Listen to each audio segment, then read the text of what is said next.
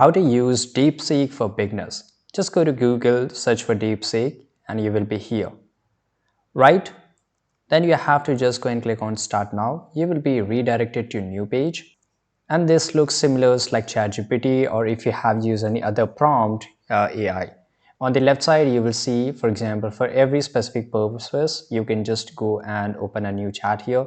And on the right side, you can just ask the question and you can do the work. DeepSeek is most of the time it's completely free, and it is running on the completely new model which is called DeepSeek R1, that is used to solve reasoning problems. It also gives us the search, so whenever you are searching for it, you can turn this on, right? And it will use the search and it will give you the sources from where it took the information. You can attach the document from here just like ChatGPT. Right now, for example, if I just go and ask here, hi, just like a prompt, and I will just write here, who are you?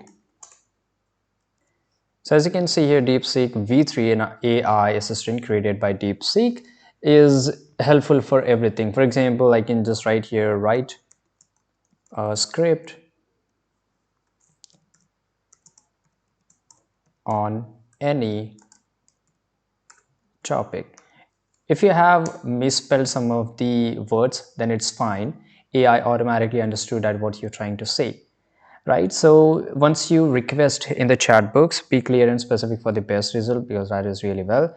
And here you can see that it gave me on any topic. That is really nice. And there are the scenes, so it defines really well. So it's completely up to you how you use. You can use DeepSeek to read the data, or you can upload the documents and give the short summary. It's completely up to you. You can search, you can just turn this on and you can search for it.